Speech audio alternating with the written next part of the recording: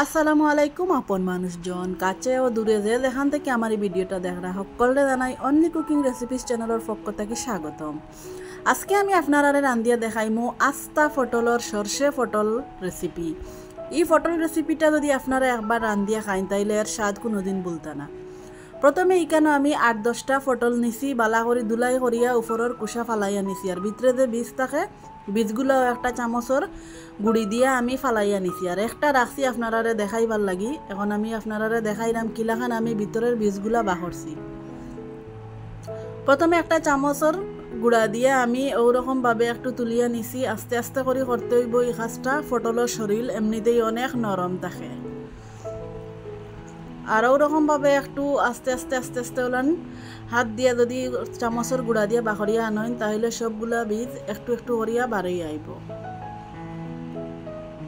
রেসিপিটা দেখতে দেখতে যদি লাইক দিতে বলি দেন তাইলে দয়া করি একটা লাইক দিয়ে পুরা ভিডিওটা দেখার অনুরোধ রইল। দেখো আমার ফটলটা পুরাপুরি পরিষ্কার করা হয়ে গেছে, ভিতরে সবগুলা বীজ আমি বার করে লিছি। এখন আমি ওগুলারে একটা কাঁটা চামচ দিয়া বালা করি সিরিয়া নিরাম। যদি পরিবারের খেউরের উপরে রাগ থাকে তাহলে এই রাগটা আপনারাও ভাবে ফটলের উপরে দিয়া মিটাইতে পারেন। আপনারা দেখিয়ে বুঝতে পাররা আমি কীরকমভাবে করলাম, আমারও একটু রাগ আসলো যার কারণে। আর এরকম করার কারণ হইল ফটলের ভিতরে সহজে মশলা ঢুকবো আর রান্নার পরে অনেক সুন্দর লাগবো। এখন একটু আমি হলুদ লবণ দিয়া বালা করি মাখাইয়া নিলাম।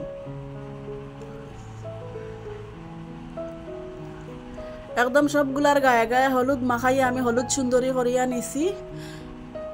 এখন আমি ওগুলার এক সাইডে রাখি দিব।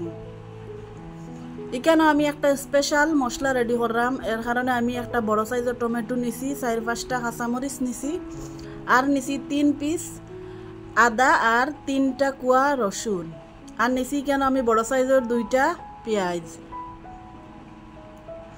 এখানে আমি নিছি খালা সরিষা 1 চা চামচ আর হলুদ সরিষা 1/2 চা চামচ। আপনার কাছে যে কোনো একটা সরিষা থাকলে হইব। এখানে আমার বাসা 2টা আসলো যার কারণে আমি 2টা একটু একটু করে দিছি, যেহেতু এটা সরষে পটলের কারণে। এখন আমি ওগুলারে পেস্ট করিয়া নিমু। আমার পেস্ট করা হয়ে গেছে, একবারে মিহি মিহি পেস্ট আমি করছি না, একটু একটু দানা দানা রাখছি। এবার দিয়ে আমি একটা প্যানের মধ্যে দিলাইলাম 4 টেবিল চামচ সয়াবিন তেল। তেলটা গরম হইয়া আইলে হলুদ সুন্দরী ফটলগুলো আমি এখন তেলের মাঝে বাজিয়া নিলাম। সবগুলা ফটল আমার তেল দেওয়া হয়ে গেছে। এখন আমি একটু বালা করে বাজিয়া নিমু উল্টাইয়া ফাল্টাইয়া। মিডিয়াম আছে ফটলগুলা বালা করে বাজতে হইব, না হয় উপর তাকি ফুড়ি যাইব, কালারটা সুন্দর আইতো না। দেখো আস্তে আস্তে আমার ফটলগুলা বাজা হয়ে গেছে মোটামুটি। এখন আমি একটা একটা করিয়া প্লেটের মাঝে তুলি লিমু।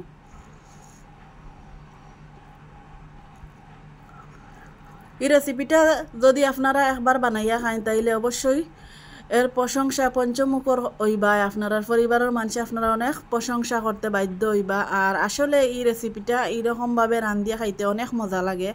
পটল তো আমরা অনেক রকমভাবে খাইছি, কিন্তু আমার এই রেসিপি দেখিয়ে যদি আপনারা একবার বাসাত বানাইয়া খান তাইলে কোনোদিনও এর স্বাদ বলতে পারতা না। এখন আমি তেলের মাঝে দিলাইছি আমার ব্লেন্ড করিয়া রাখা মশলা যেগুলো ওগুলো, আর 2টা তেজপাতা এখানে আমি দিছি। এখন কিছু বাজার পরে আমি এখানে দিলাইছি হলুদ 1/2 চামচ, মরিচের গুঁড়া 1/2 চামচ, আর বাজা জিরার গুঁড়া দিছি আমি 1/2 চামচ। এখন সবগুলা মশলা আমি বালা করে নাড়িয়া চাড়িয়া খসাইয়া এখন ডাকনা দিয়া ডাকিয়া 2 মিনিট আরও বালা করে খসাইয়া নিছি। দেখো 2 মিনিট পরে ডাকনা তুলিয়া আমার তেলটা উপরে আইছে। এখন আমার বাজিয়া রাখা পটলগুলোও আমি মশলার মাঝে দিয়া বালাটিকে খসাইয়া নিমু। খসানি হয়ে গেছে, এখন আবারও ডাকনা দিয়ে ডাকিয়ে আমি 3 থেকে 4 মিনিট রান্ধিয়া নিমু।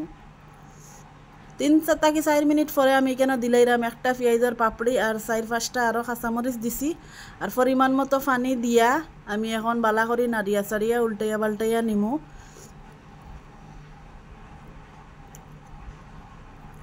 নাড়াচাড়া করিয়া আমি উল্টাইয়া পাল্টাইয়া মশলা নিছি। এখন আবার ডাকনা দিয়ে ডাকিয়া রান্ধিয়া নিমু 3 থেকে 4 মিনিট মিডিয়াম আছে। 3 থেকে 4 মিনিট পরে আপনারা দেখাইলাম। দেখো কালারটাও কত সুন্দর হয়েছে আর পটলটাও বালা করে সিদ্ধ হয়েছে। এখন আমি উপরে দিয়ে কিছু ধনিয়া পাতা দিলাম, দিয়া চুলা করিয়া ডাকনা দিয়া ডাকিয়া আমি রাখি দিমু 10 মিনিট। 10 মিনিট পরে আপনারা দেখাইলাম পরিবেশন করিয়া দেখোকা দেখতে কত সুন্দর লাগে এই রেসিপিটা আর বুঝাও জান্না দেন পটল খাইতেও অনেক মজা লাগে আপনারা অবশ্যই বাসাত বানাইয়া খাইবা আর কি লাখান হইছে কমেন্ট করিয়া জানাইবা সকল বালা থাকবা আল্লাহ।